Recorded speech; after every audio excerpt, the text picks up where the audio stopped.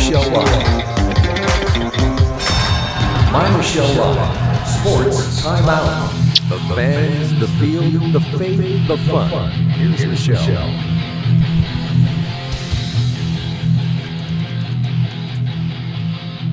Yes, I am. Thank you for joining us today. It is Sports Time Out, where we talk about the sports of the week. I invite a round table of fellas to join in today. I'm going to introduce them to you so you know what you're dealing with today. It's going to be fast, furious, fun, loud, and we always try to get to a deeper story, an inspirational story.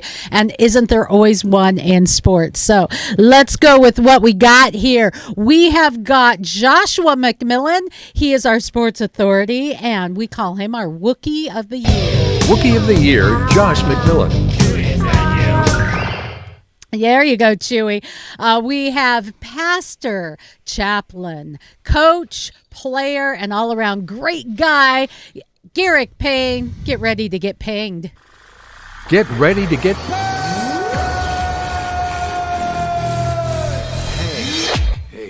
Reverend, you could have just said amen. Amen. And we have a veteran sports reporter, author of Thunder Sports Network, Rich Hallstrom. Encyclopedia Rich. The encyclopedia. Matt Peel, he is the author of, I'll even grab the book because I have it handy, The Athlete in the Game of Life. Oh boy, it's doing that weird thing, but you'll take my word for it. You can even find it at MyMichelleLive.com. Matt Peel. What a guy. What a guy. What a guy. What a guy. What a guy. Boom. All right, guys. It is time. You might want to turn it down just a moment. This is how we get revved up, just like as if you were doing trivia night, right? We take the question out of the subject of sports.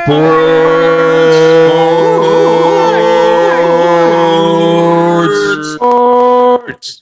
Yep, it is time for us to take on sports today, and we're going to start with the Olympics.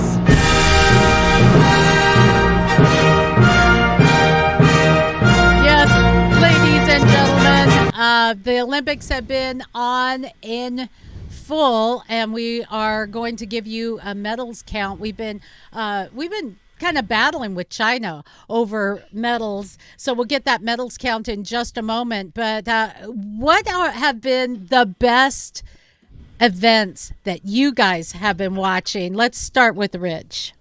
Well, I'm going to say I got one thing to say. Wrestling needs more airtime. Wrestling almost didn't make the cut. I mean, it's been a battle for wrestling. And even though wrestling was at the very first Olympics thousands of years ago, what the heck? It's a foundational sport, and wrestling needs more respect. Gabe Stevenson in the United States wins the 125 kilogram class the other night, scores 5 points in the last 10 seconds of his match, and wins 10-8, and he's going to possibly be a future WWE star. He draped himself in the flag, and great, but those foundational sports, that's where the Olympics has got to go, and they've got to keep their mind to things. And also, the U.S. women's national team gets a bronze, but very disappointing. I'm just asking what you want. We're not going to go into all of the ins and outs. We'll get there in just a moment. Let's give some other thoughts to what sport, what events have really drawn your attention. That's the first question, and then we'll get to some of the highlights. So let's go with Garrick.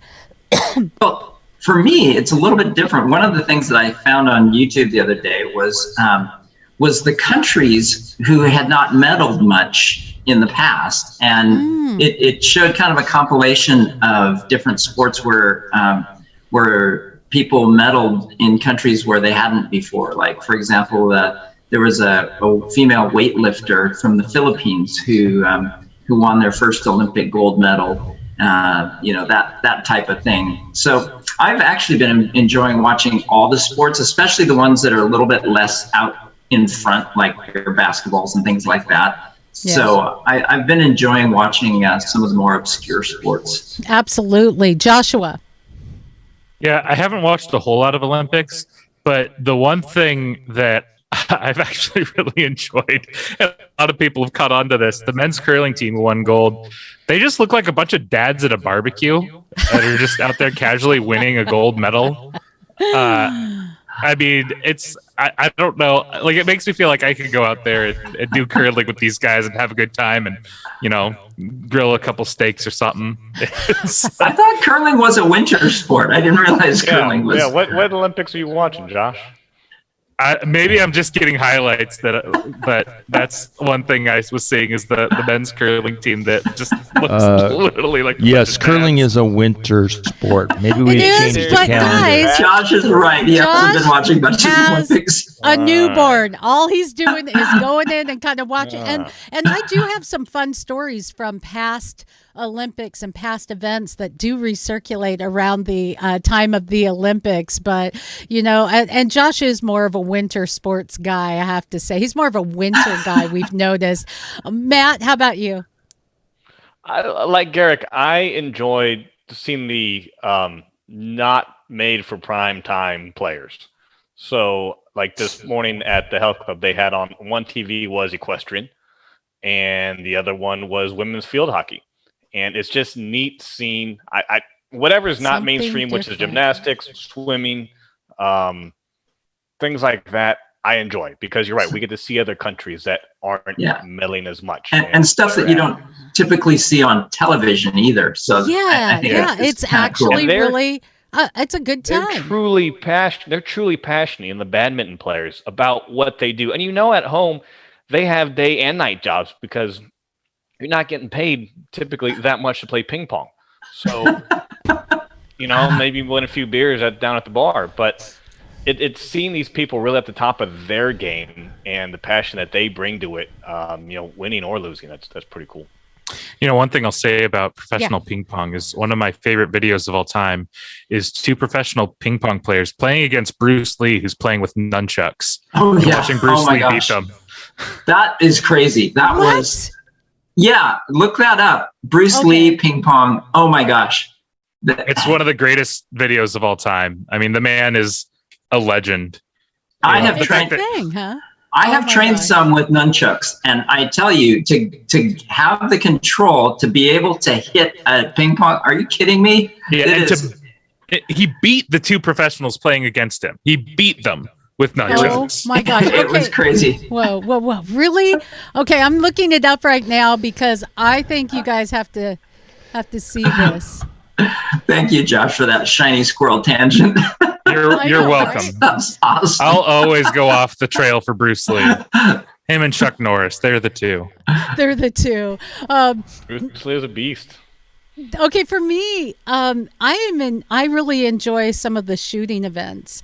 And I'm surprised in our era of political correctness and canceling things that we find offensive that they would allow people to shoot firearms in competition without, people coming unglued. I enjoy watching them anyway, but I'm wondering if they're going to have longevity with the way people feel.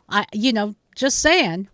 The IOC doesn't care about what the United States government says about firearms. I understand that, but Correct. why aren't we hearing? I'm just amazed that we aren't hearing people come unglued because they're It's because it's the Olympics, and if you really want to get into that bailiwick, you'd be criticizing the Olympics as an event without criticizing the performance of an athlete or the choices of an athlete. There's a huge difference in those two things. Would you guys like to see Bruce Lee playing ping pong? All right. Put him up. Now, if you guys don't see it as readily as our audience, I am sorry. It's just the way things are set up. But, it's in black and white, and seriously, he is using nunchucks. For those of you who are listening and not watching, he's using nunchucks against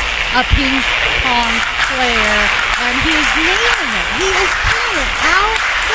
I mean, this is crazy. So, just goes to show he had tremendous hand-eye coordination. He's turning around, lifting his leg under his leg, around his back. What the heck? That is freaking amazing. Would you like to have seen him in the Olympics in the ping pong event? Oh, absolutely. Maybe? Would that have been really cool, with nunchucks? Yeah, I mean, sir, you have improper equipment. You're not going to be allowed to use those. Well, maybe if he wears a Speedo, that would be okay. I don't know.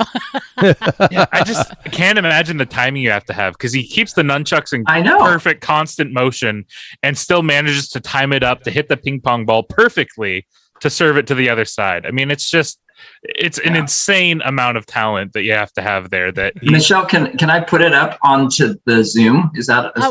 We already saw it for our listening audience. So I'm just going to encourage, just for those of you who are listening or watching, because of our setup, we stream to a lot of different areas, and we use a streaming service in order to do that. Now our cameras are all set up for studio for the listening and viewing audience, not so much for our guests. So my apologies to you guys for not being able to see that. It's but on you're the green welcome. Screen. Yeah, there we go. The green screen. You got to act with it. But you guys are welcome to show what you would like to show when you'd like to show it. It is the time that Rich Hallstrom has been waiting for some of those Olympic highlights. Let's talk about some of the highlights that you want to share, Rich. Well, the highlights have to start with the lowlights. U.S. women's national team gets only a bronze, and I'm disappointed. No, let's talk about that for a moment. They should have had a more focused effort. You've got the best opportunities in the United States for women as athletes. Inexcusable. All right. So what was behind that, Garrick? What's the deal? Well, I don't know that I completely agree with Rich in the sense that it was an opportunity, and we clearly have some of the best talent in the world, but there's nothing wrong with a bronze medal either. And the other, I didn't say there was anything wrong with the bronze medal. Well, I said you're disappointed. I said I am disappointed because it is the best women's national team in the world, and not according to the medal count. Then you can't criticize me for bringing up the fact about the bronze medal. Then the U.S. women's national team program is the best program in the world, and they failed to win a gold medal. Soccer. For women's soccer. Yes. Okay, Matt, what say you? Oh, go ahead, Josh. We'll get you. I feel first. like the world's caught up to them. I mean, they were the best. They won, but the world is catching up to them. And women's soccer was the best in the past, but they don't hold on to it forever. And I think therein lies some of maybe Rich's criticism, is the fact that they maybe are not as focused as they need to be, because they're focusing on their protests and things like that. And so when it comes down to being on the pitch and getting it done, I mean, their first match where they got blown out was a total embarrassment.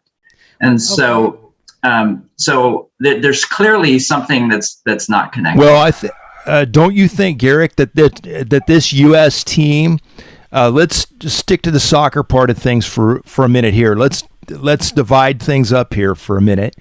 U.S. women's national team, they're getting older, and they need to replenish the talent stock of their team. Because Megan Rapinoe and all the veterans cannot play forever. And I think that's maybe where we've seen the world catch up and seen, them maybe get passed by a little bit. What do you think?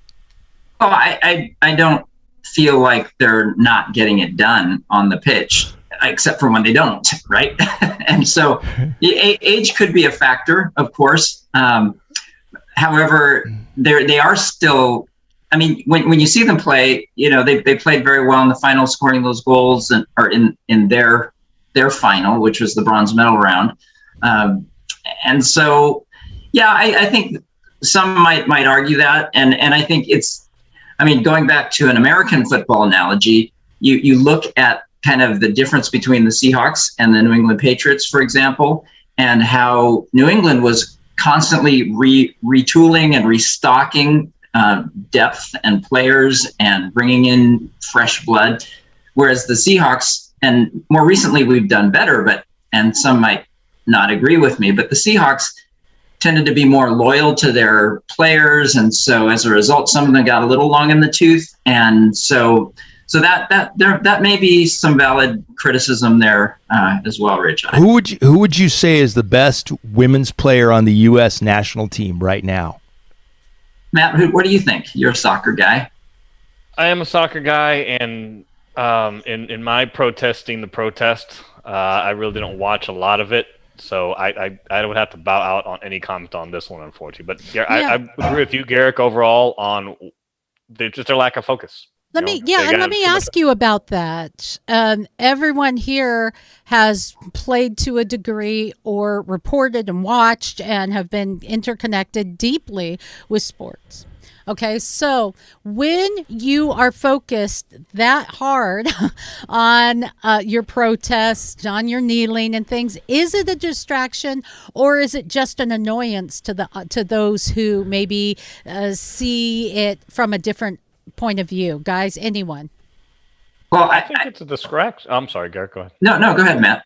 I think it's a distraction. Anytime you have something else going on in the locker room, besides your sport that you're doing, your job, just think of any other day job out there. When someone is bringing in drama from outside, whether it's relationship drama or with the kids, and it distracts you from doing your job, then the entire unit suffers. So I think there's a lot of validity to that.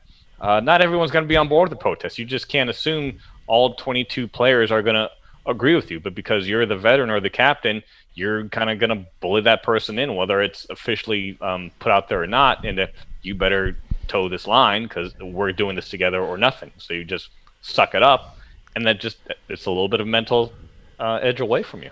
Everyone kind of agree with that, or is anyone... A true professional can divide those two areas and concentrate both. A true professional can divide those areas and concentrate. That's part of Matt's point. A true professional is still a person, and when you have some big things that are going on in your life, maybe to a degree they can say, okay, we leave it in the locker room, or we leave it at the sidelines while we're kneeling, whatever.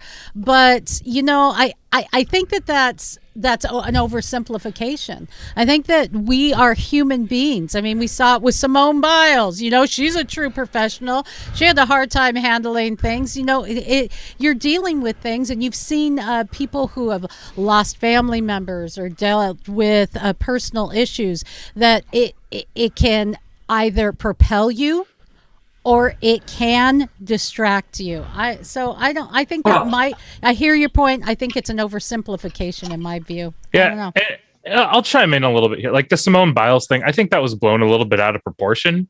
I think that gymnastics are a very difficult sport, and you have to have your mind and body right. The way that she described it, when I read what she was saying about it, it wasn't that she was dealing with like depression or something. She was dealing with where she wasn't quite feeling right on the last half turn. And when you're doing gymnastics, if you do one wrong thing, it could end your career. It could keep you from walking for the rest of your life.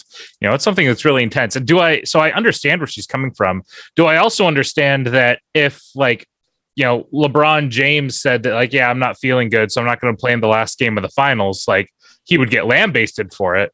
But yes, the other thing we have to respect is that they're very different sports.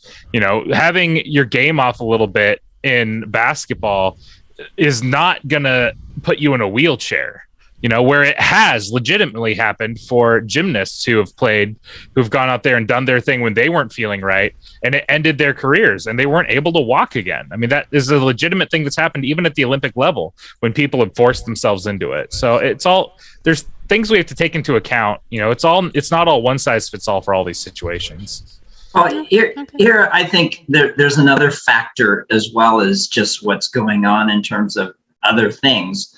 But because of the fact that they have always been so dominant, there's kind of a little bit of an arrogance that says, national team or the U.S. women's soccer team. And so when they went into that game against Sweden, it was just kind of like, oh yeah, it's just Sweden. And I mean, Sweden has a good team, and I mean, to be shut out 3-0, I think it just really, really shocked them. And I think, all the factors that have been discussed, I think are fair and legitimate. And so, you've just always got to be aware. And if we go over to the men's national team, and a good example of that is when they played against Jamaica. And Jamaica came out, I mean, within the first 30 seconds, nearly scored. And it woke them up, I think, because Jamaica's never been an easy team for us to beat. But I think you just always have to be on. Well, Jamaica, let's go back to that example for a second, Garrick. Jamaica is a much better team than a lot of people give them credit for. Oh, yeah. Oh, yeah. Yes. Yes. But I think it's... Especially their bobsled team. Yep. That's what I was thinking, Josh. Cool Runnings. Oh, what a great movie. I love that movie. Right. Something that maybe we can take into account too is a little banter that was going on social media. Speaking of Megan Rapinoe winning bronze there versus Australia and all of that. And is she long in the tooth? I think she, there's some things that she does that I go, yeah, I don't agree with that off the field, but on the field, man, she's freaking amazing. And she brings life to her team and leadership on the field. People were bantering around up in the Seattle area if she might be a good addition to the MLS commentary. Well, I thought you were going to say to the Sounders, and I was thinking, man, no. You mean to their coaching staff, or no, to their commentary, color commentary on yeah, why not? Yeah, I think she would their broadcast team. If it's a different skill, though. If she could, we've seen her do a lot of talking, and I think she can do that, and she knows her sport. If it can be apolitical, I'd be like, yeah, bring it. Pink hair and all. Let's do it. Some other things going on in the Olympics. I wanted to get to the count. As I said, that we have been battling with China going back and forth. Japan is leading the medal count at third place, followed in front of them, the United States, 31 gold medals. China, 36 gold medals. As I said, Japan in third place with 24, and that's in the gold alone. Don't let me confuse things. We are leading the United States, the overall medal count at 98. So a really great testament to how great the United States is doing. There have been some really inspirational moments. I wanted to, and if somebody else wants to make sure that we can all see this, and you want to look this up later, we can talk about this ahead of time. But wrestling, let's talk wrestling real quick, Rich. Women's wrestling. Well, the U.S. had the first black women's wrestler to win a gold medal. Tamara Mintz-Stock, I believe is her name. I wanted to check that pronunciation. That's the closest pronunciation that I was able to check this morning. She won the very first gold medal by a black woman for the United States in this year's Olympics. And Great you don't need to accomplishment. see this. All you need to do is hear this, to hear how excited she is, wrapped in an American flag, touting her joy. It is just amazing. How are you feeling? Feeling very happy, and I keep trying not to cry, but I'm just happy. I just want to go into a dark room and cry. A cry from joy. I was going to say tears of joy. Let me ask you this. You started wrestling in the 10th grade. You are now an Olympic gold medalist. Describe your life. Why? Because I feel like I can do it. Is that just precious? I mean, oh my gosh, just precious. That might be the best reaction of the Olympics. Yeah. That's why some of the side sports are more fun to watch, because you get that. That's genuine. That's authentic. She's proud of her country. It doesn't matter who she voted for. She didn't give a damn on that, right? She's just proud to be an American. You know, the one other one I'll put in for best reaction was actually one of the commentators for the U.S. men's soccer, Alex Lallis, I think his name is. Alexi Lawless. Alexi Lawless, that's right. Yeah, I remember him as the mustache. High five to that. But I really liked the way that he reacted after they won the cup, and he's like, you know, it's just like you're proud to be an American, and it's just great. Like he teared up a little bit on camera, and that was after the Gold Cup. And you know what? I'm not a Lexi Lawless fan with Garrick, but his reaction was beautiful after the U.S. won the cup against Mexico. What a game that was. We're going to get to that in just a moment, because we'll talk some additional soccer beyond just the bronze for the U.S. Women's team. Another Olympic gold medalist that was grateful to have won and grateful to represent her country was another ecstatic story. I'm going to let you listen to one of the news reports of this. I think if I press play right, here we go.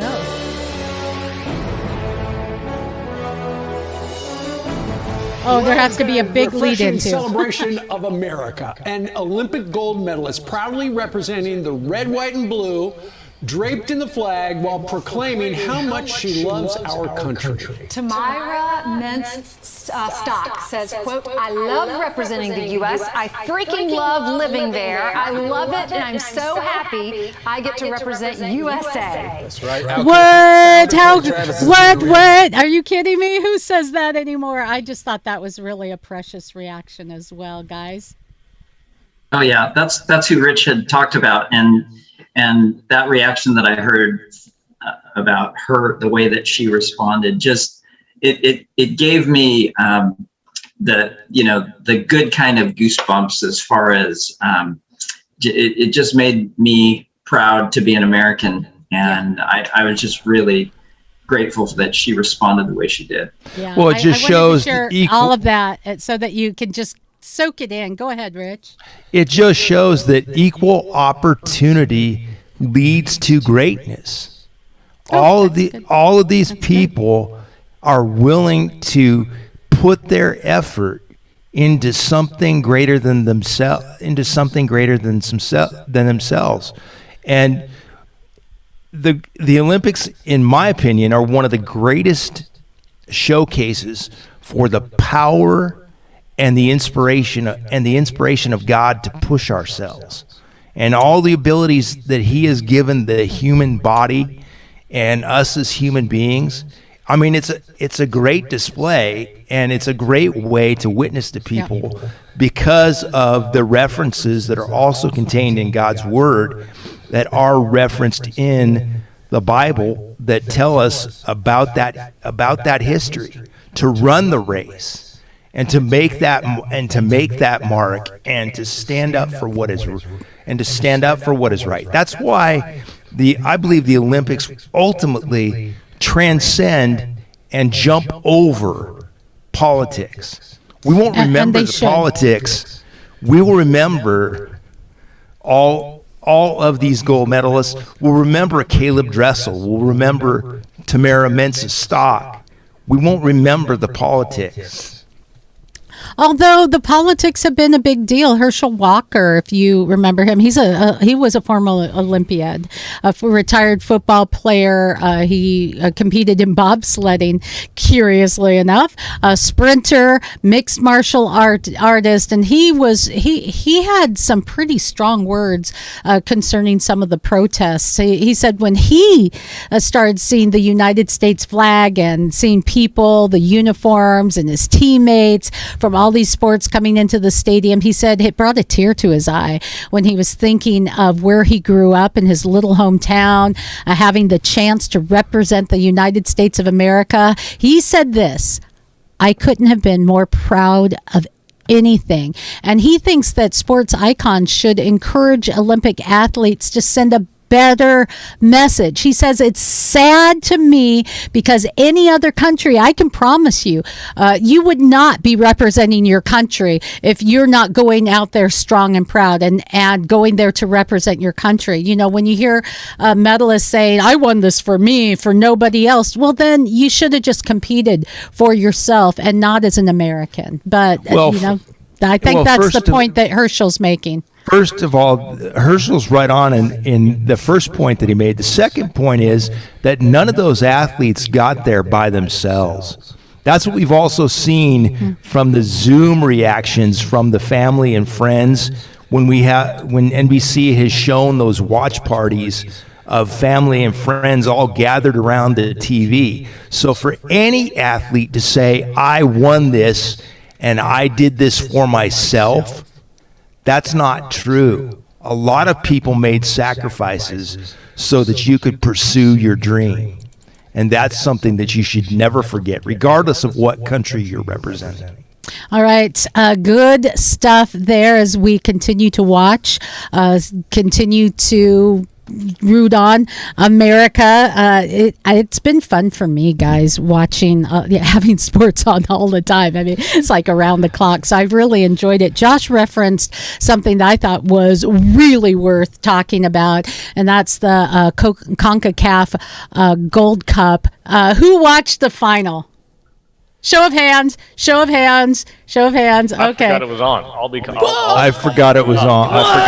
Oh my gosh. My TV's stuck on Olympics, guys. Sorry. I'm fired. I guess you and I, Matt, are both fired. Yeah. The bald guys are fired today. Gotta be honest, guys. That was some match. I mean, we had to go past regular time. It was scoreless in regular time. We had to go to, was it double overtime? Double extra time? It was the second extra time. Extra time where they play it all the way out. They don't have golden goal anymore. They used to have golden goal where in extra time, whomever scores first wins, but they play it out completely. That was an excellent change. I really agree with that change. Yeah. It's like the runner on second in the extra innings. I don't want that. I want to play ball. Thank you. You don't like that second base runner, huh? Oh no. Okay. Look. You've sat through 3 hours. I opened a can of worms here. Oh my gosh! You sat through 3 hours of baseball, and now we're like in the ninth inning, and it's all tied up. And like, all right, we're going to extra innings. Things are really exciting. There's all this tension, and you know what? Let's make sure the game ends sooner.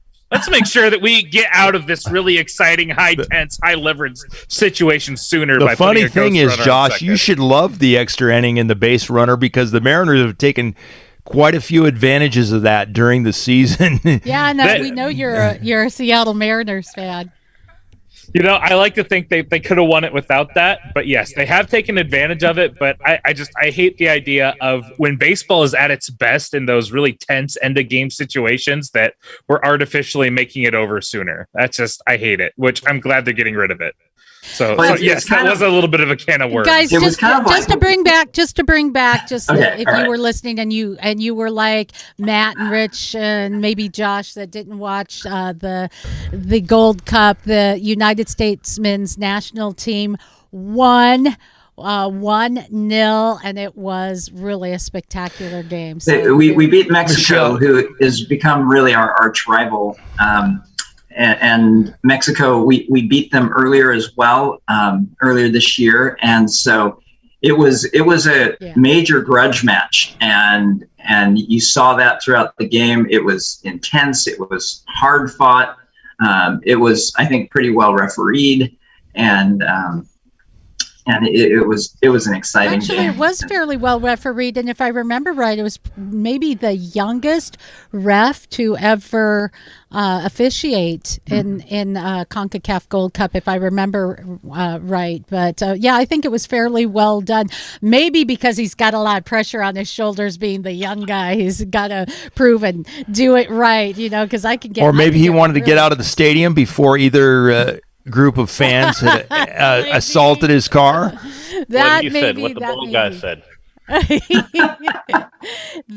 So none of y'all like Lawless, huh? None of y'all like Alexi Lawless? I like the mustache.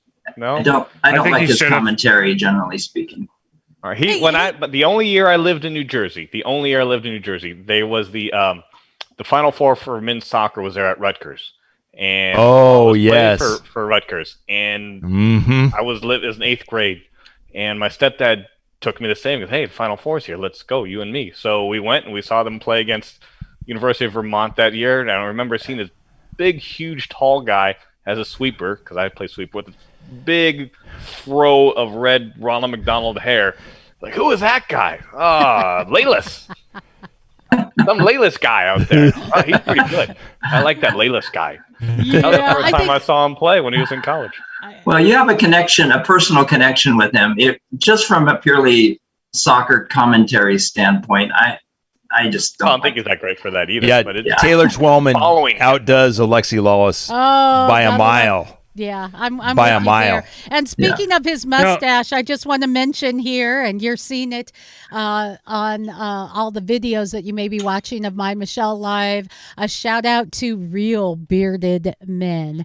Gotta love those real bearded men where they have all the real bearded men products to take care of your beard. Because if you're going to have a beard, make it nice. And Josh, get your flipping camera working, because you have one of the best beards have the beard, on the freaking planet. So you can go to realbeardedmen.com.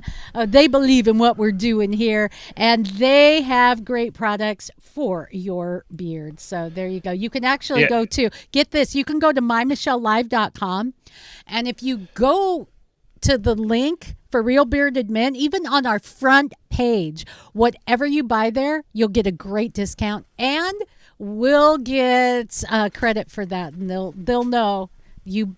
Good job supporting My Michelle Live and Sports Timeout. So there you go. Hey, beard guy, what were you going to say?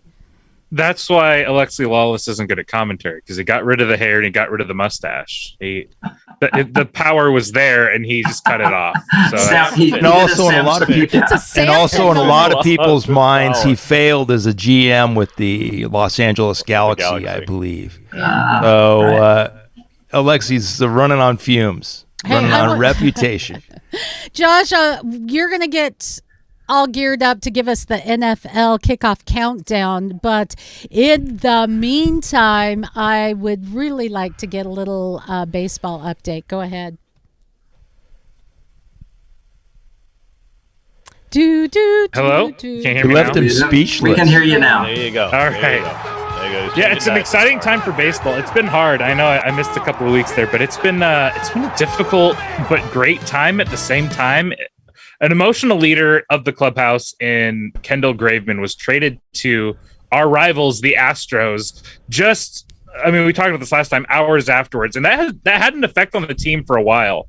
But what we have seen recently is the return on that investment in Abram Toro, who has been really, really good. Amazing. He's hitting almost 500 right now, and he's really proven his worth as now that he's getting the ability to play every day. And as a guy who you're looking to be part of your team long term, I'm not sure where he's going to end up. He's trying out second base right now. If we don't keep Seager around long term, that is more of his natural position.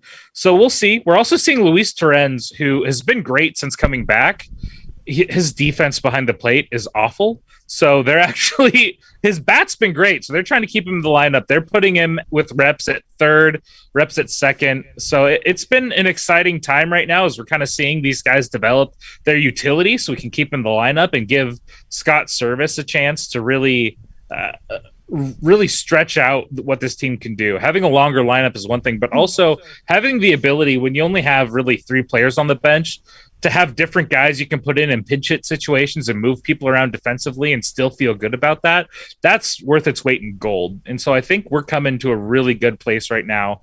We're right now in the middle of a series with the Yankees that really, they're right ahead of us in the wild card hunt. So it feels like playoff baseball. Marco Gonzalez taking the mound tonight. It's been so exciting. These guys have been exciting to watch every day. They're a team that doesn't want to lose, that doesn't give up. And it's worth going out and supporting them at the ballpark. I love getting the enthusiasm of Josh, and we love kind of following your passion because the Mariners that he so loves, they have had the longest run of not being in playoffs of any major league team, not just in baseball, but any major league team altogether. So watching the potential rise is pretty good. We're in week 17, are we not, guys? Of baseball? 17 of what? What week are we in baseball? Week a lot. Week a We're lot. halfway through the season. I don't count by weeks. Yeah. Pi r squared. All right. The only time marker I use for baseball is the All-Star game, which is typically midway. But I did want to ask Josh a quick question, if you don't mind. Yeah, go ahead. Because we were doing so well and playing, these top teams and beating them. I mean, we just won the series against the Rays, the Tampa Bay, and yet we lose the series to Texas. So what goes on mentally? Why do you end up losing those types of series? I think the games to Texas were hard. Those, I think, were the ones that we're seeing the fallout of losing Kendall Graveman. The team took that harder than the fans did, to be honest. A lot of people in the team were really hurt by that because he was such an emotional leader on this team. But you have to understand, he only had this year left on his contract. So from a baseball perspective, you trade a half year, well, not even a half year, like a third of a year of Kendall Graveman in exchange for 4 or 5 years of Abraham Toro and then another pitcher that's not as good in high leverage, but you have control over him and he's a decent reliever arm. It just made a lot of sense to make the trade. But from an emotional perspective, these guys are, I think at the time they were 7 games over 500. They're winning a lot of close games. They're playing with passion. To lose an emotional leader, it's really tough. And I feel like those games, you just saw them kind of slumping a little bit, kind of like sitting back and be like, I don't know, there was actually an anonymous quote that came out of the clubhouse of one guy saying, like, it's the same old, it's always rebuild. We're winning. Is it always going to be a rebuild? There was some hurt there, especially among some of the veteran players, I feel. But they bounced back. And like you said, they took a series against the Rays, who at the time had the best record in their division. They're division leaders and one of the best in the entire conference. So they have the ability to go out there and play good baseball. I think there was just a real emotional time because, again, we had an emotional high of beating the Astros late in the game in overtime, and then to go back and lose the pitcher that really sealed the game for you, that has been nails this season, and ERA under 1, was the leader of a bullpen that's been a complete surprise this year in how well they've been able to do and what they've been able to bring to the table. Which I'd like to remind our listening, viewing audience of the fact that early on before the season started, and we were making predictions, and I was the only one who, from our sports roundtable, Matt wasn't with us at the time, who said that the Mariners would make the playoffs. And I'm still hoping, but one of the things that was cited, which, Josh, you did point out the fact that our bullpen has overperformed. We performed better than we thought that we were going to. But I'm still holding out that hope that we're going to make the playoffs. I got you there. I want to, because our audience is not just from Seattle, so I don't want to lose everyone in just, in delving in too deep. While it's fun to follow, though, I did want to point out one of my favorite moments from the week, Kansas City versus the White Sox. You've got to see this catch. I mean, OMG, watch this. See if we can get it to play. We'll do sound, and there you go. Andrew Vaughn. Leave his feet in. He's got it. Boom! That for me was he played a lot of right. You can see that again. Vaughn will leave his feet in. He's got it to end the inning. He hasn't played a lot of right. But a nice catch to end the inning. And the Royals. Yeah, that was just amazing. So that was I'm just giving you my highlight of the week, what I thought was one of the best plays in Major League Baseball. Joshua, it is time.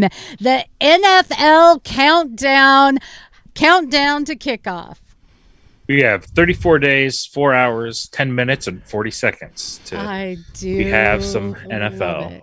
All right, guys, as we talk football, let's talk some of the big news stories. There's some political stories. There's some interesting injury stories.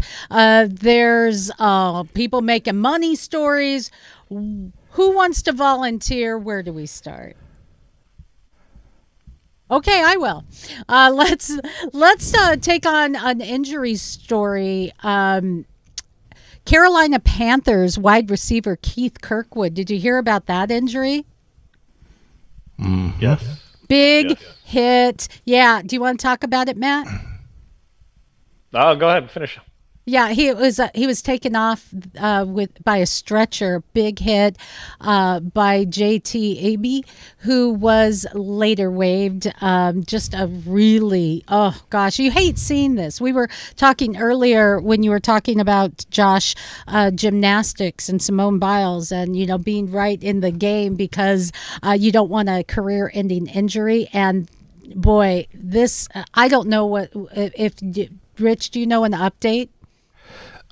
He is doing well. There's no paralysis news as far as I know, but JT Ibe is looking for another job. He may be riding or driving a bus now since he's been waived. Yeah.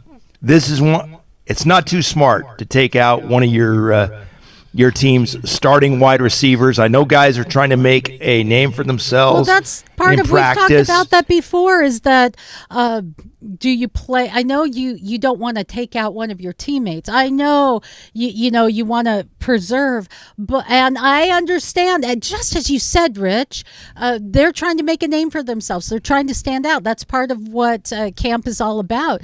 But on the other hand, he's standing out now. We've also talked about how it can result in injuries later when we're too soft and fluffy in preseason, Josh. Yeah, I think there's something to be said for being able to take a hit and consistently having your body ready for it. I really worry as we move towards a world without training camp or without preseason games that it seems to be pushed for a lot these days, that if you're not used to taking a hit, the first time you take a hit is week one.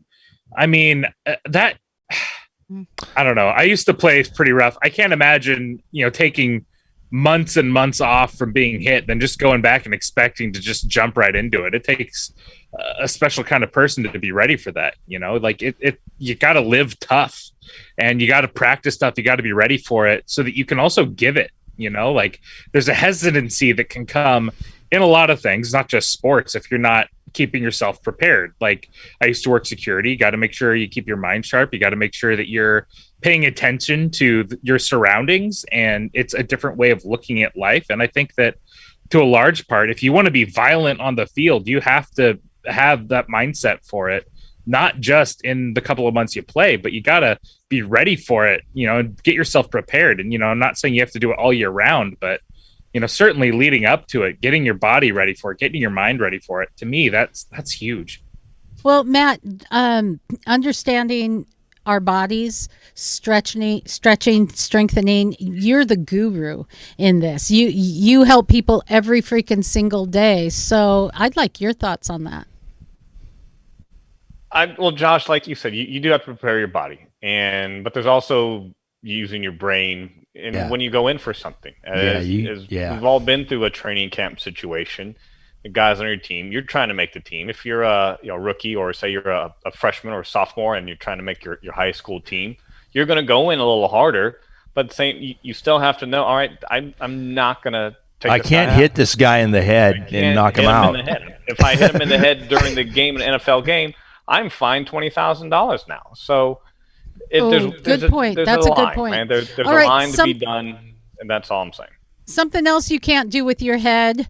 Something else you can't do with your head that has to do with the NFL. You cannot put on your head a Native American headdress. You cannot face paint your head with face paint.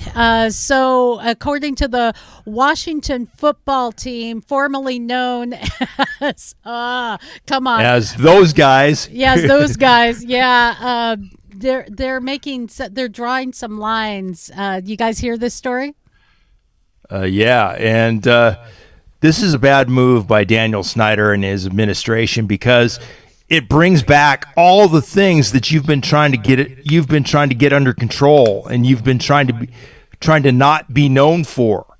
You're reminding people of the fact that you have a problem changing your name and getting away from the potential of the name being offensive. I mean, the Redskins should not be in this situation. It brings up all kinds of bad memories. It brings up the fact that Daniel Snyder is the worst owner in the NFL.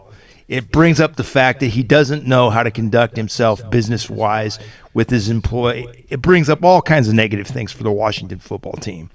It's all right. It's nothing good. Nothing good can come from this. Nothing good can come from this. Nothing's happening in Kansas City, right? Nothing seems to be happening in Kansas City except winning. Ooh. Does that go back to that distraction issue we were talking about earlier? And, good point, Matt. I mean, come on, just saying. You do have a good point there. Plus, did anyone forget that imitation is the most sincere form of flattery? I mean, people aren't going. I think I've said this before. My gosh, it's like deja vu. People aren't going out saying, Native Americans stink, they suck. People aren't doing that. They're wearing it because they are badass, because they're fierce, because they believe this is cool. That is a lot of where we've gotten, I think, off the mark with cultural appropriation. When you are appreciating a culture, and you are utilizing the culture, eating the food, wearing things that are like what that culture would wear, you're endearing yourself. You're building bridges rather than tearing them down. Well, Daniel Snyder could have problem. Go ahead. Go ahead, Matt. The people think it's always a mockery, so they're looking for a reason. And sports is not a mockery. The Cleveland Indians is not a mockery. Kansas City Chiefs are not mockery. The Florida State Seminoles are not mocking anything. It's a mascot. It's power. It's what you rally around. It's not, well, let's go, piss on the Seminole. That's not what it's about. It's let's get strength. This is somebody who's a warrior. Go ahead, Rich. You were going to speak. Well, here's and to Michelle's point, here is the problem with this situation, because there's also been speculation. Let's keep it with the Washington football team example for a minute here so we can discuss this. The Washington football team, I believe, according to some sources that I have and some knowledge that I have, had also floated the name Warriors. But Native American people in that area had said that's still too close to the Redskins and a lot of the connotations there. And I can understand that. But Daniel Snyder has put himself in this situation because he's not made a definitive solution to the situation. Just calling it the Washington football team, you're delaying the inevitable. Choose a different name. You're a professional business. You're a professional businessman. You have made millions of dollars. How many seasons have they been the football team formerly known as? I mean, how many seasons now? Two? One season. Last season. Let me give you an example of how this is done right. The Edmonton Eskimos of the Canadian Football League have had the same kind of criticism in their recent history from the Inuit people in Canada, that they are not Eskimos is not a nickname, not appropriate. The Edmonton Eskimos have changed their name for this season and all going forward to the Edmonton Elks. This is not rocket science, people. If your people are telling you, your own fans and the people that you want to try and please, if those people are telling you to change the name, then just change the name. Just change the name. Yeah, but what about the Elks? The Elks can't speak out for themselves. What if the Elks are offended by this? Who speaks for the Elks, for crying out loud? Where they should be the Washington PETA? Politicos. How about the Washington Politicos? I'll give you three different. Well, they weren't going to be the Patriots. I'll give you I'll give you three different nicknames that the Washington football team could use to get away from this entire situation and focus on rebuilding their franchise. Real quick, the Washington All-Americans, the Washington Sentinels, and we go back to the North American Soccer League and steal a name, the Washington Diplomats.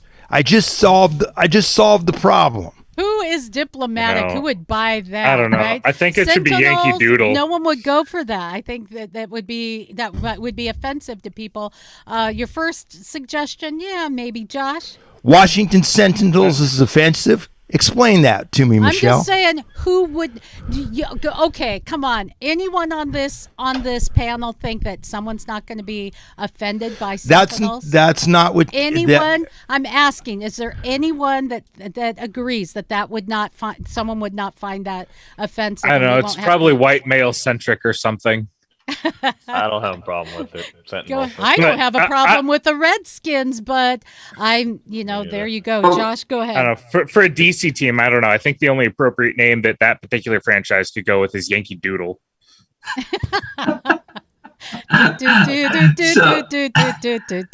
If I may just add to the conversation here a little bit, just as a person of color, I feel like the issue that we have to be careful for, and I agree.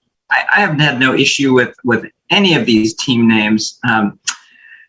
But what my high school team was the Hyack Raiders, okay, or my junior high team. And there was a little, a young tribal person, with a little tomahawk. And that was our team logo. And that was way many years before any of the political correctness thing came to be. But I think where people are finding offense, and I think there's fair and legitimate conversation to be had about caricaturing a culture and a people group. Maybe you can say that. I think that we should have thicker skin as a person of color and as a woman. But why don't we hear anybody protesting the Fighting Irish, the little leprechaun? Why don't we see Vikings? The Vikings, yeah. Well, but also, Michelle, in the Hispanic culture, maybe there's Speedy Gonzalez, who has been canceled, of course. And but I was never offended by Speedy Gonzalez. He was cool, Speedy. And it was fun. Yeah. Or the caricature of the lazy Mexican with the big sombrero taking a nap, because they believe in something freaking amazing, which is siestas. We should all take siestas. We'd be a better people if we all just took a kindergarten nap. If we want to argue like kindergartners in the sandbox, we should be being put down for a nap. I'm just saying, guys. I get it. I hear you, but I think that we have gotten to a place where we set the standard here for offense, and then now that there's nothing to get offended for, well, then I'm offended by this, and I think it's a distraction from really thinking about the deeper problems that we have a disconnection in our world. We have a disconnection from God. We've offended God. Maybe we should be thinking more about how we've offended God and how we can make things right there. I don't know. See, Josh, Michelle, I interrupted you. Go ahead. Sorry. Go ahead, Josh. No, I was just going to say, if we're going to talk about weird team names, can we talk about the Padres? I mean, the team's out there being named Daddy. Like, who's your daddy? Yeah, go Daddies. Like, I don't know. Hey, you're a dad. No one talks about that. You're a dad, Josh. Right? Why are you complaining about that? That's what they are. That's for the history of the San Diego area, the missions. Mm-hmm. Yeah. There you go. I think has that's the perfect, funny. Yeah. That's funny. Guys, one thing I did want to mention, I know we're getting close on time, but I thought this was really important as long as we're talking about people and offense and where it's appropriate to be offended. And I stand behind some of the gender equity issues with the NCAA. It's a college, right? We're not talking about who's making more money, who has the bigger contracts. This is college. And there should be equal access. There should be equal equity in facilities, and that was a pretty long-awaited review that has come out recommending that the Final Four have some equity for men and women's basketball. Rich. Yeah, this is going to be really good, and I'm going to go back and I'm going to say these guys don't even know their own history. This whole idea of having the men's and women's Final Four at the same site, it's already been done. These guys don't even remember their history. The Sports Encyclopedia will give you some history right now. In 1989 in Seattle, we had the Final Four. Guess where the women's Final Four was? The Tacoma Dome, just down the freeway. From the you? 1989 Women's Final Four, when Tennessee won their second national title under Pat Summitt, beating Auburn 70-66 or 77-60. She won her second national title at the Tacoma Dome. Guys, you're not learning from your own history. You didn't need this report. Let's do it. Men's and women's basketball, two of the most popular sports for college sports. This should have been done a long time ago, and this should be made a big deal. This is a way to move sports forward. I agree. Anyone else have anything to say there before we get to our final shot? I do on that.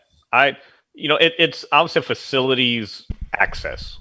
So in regards to, the weight rooms or the hotel rooms or the restaurants or what have you. And yes, absolutely, they should be equal. There's no reason, and shame on them, the person should be fired if the women, they're not getting the same access to the same weight room and facilities. But whether the women are in New Orleans and the men are in Indianapolis, I mean, there's still great weight rooms in each places. I don't see how that actually solves a problem. I don't know. If someone's in Detroit, then you might run into issues. Here's my I'd rather be in New Orleans. Here's my point real quick, Matt. The point is you can promote that as one big event. The best women's college basketball players and the best men's college basketball players in one place. This is why I'm saying this. Okay. The NCAA doesn't do the simple thing. They do the stupid thing first and then correct themselves. Correct it. All right, guys, we got to get to our final shot. And that's where we go around the round table, give a shout out to an issue, a player, a person, or a thing. Let's start with Garrick Payne. Get ready to get paying. Get ready to get... Go ahead. So I've got a special final shot today. I've got some friends that I actually played soccer with over in England, and they're just a wonderful couple. They came back to the U.S. and they started this organization called On Goal. And they put on soccer camps across the Midwest and other parts of the country. They do camps in England and Brazil as well. And they have a soccer team called Passion FC. And their motto is leading people towards life's greatest goal. And awesome. It's a faith-based organization. They're celebrating their 35th anniversary this weekend. And so my final shot goes to Tom and Meg Fight and On Goal. You can go to ongoal.org to find out more information about this great organization. They're based out of Cincinnati. I like it. Thank you very much. That's encouraging. Let's go to Rich. Final shot, I'm going to go back to the Olympics. Women's pole vault, Katie Nagat of the United States started in the sport because of her father. Wears a memorial in her shoe to her father to remind her about her father, who was her very first coach. She wins the gold medal this year at the Tokyo Olympics, 16 feet 8 inches, and beats the world champion, the defending world champion, to win the gold. I like it. Let's go with Matt. What a guy. What a guy. My shout out Go ahead. for allowing their best and brightest to compete in the Olympics. Amen. Not having to actually compete against their sponsors or being somewhere else for a tournament, and let the best golfers in the world go for a gold medal. And kudos to the American Xander Schauffele for winning that. And I think you can consider that as a major. Yeah, I like it very much. Let's go with the Wookiee of the Year, who is not offended and has not offended the Wookiee population by letting us use the likeness. He lets his fur fly, but he doesn't offend anyone. Rookie of the Year, Josh McMillan. It's my shout out. I'm going to shout out to a couple of old time Seahawks, Cliff Averill and Marshawn Lynch.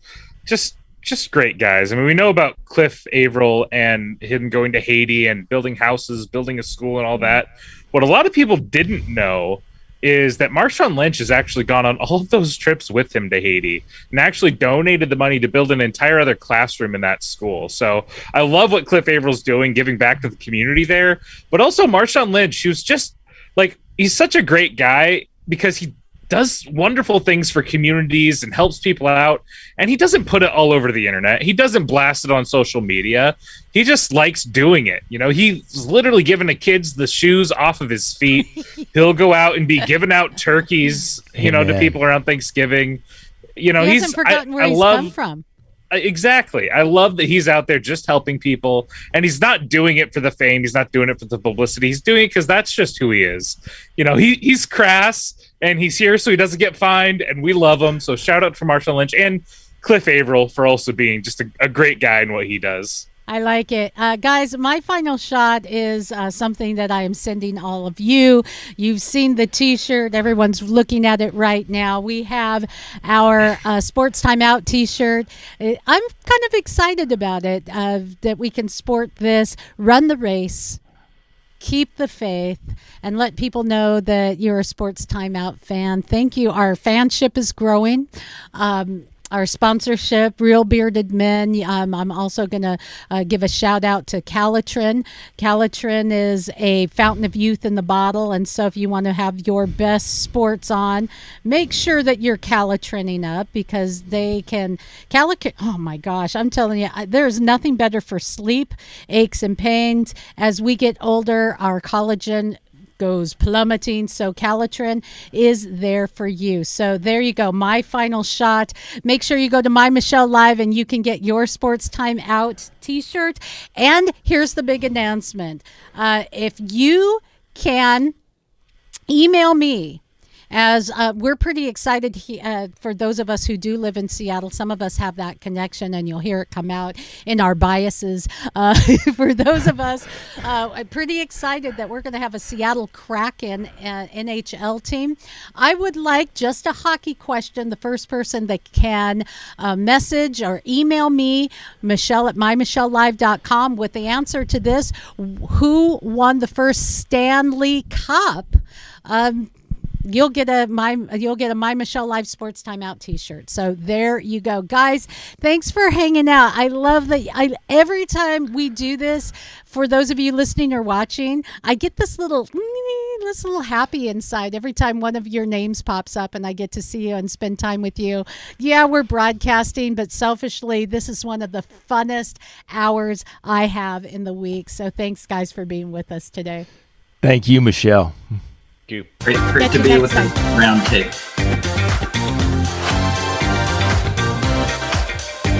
For more fun, go to MyMichelleLive.com.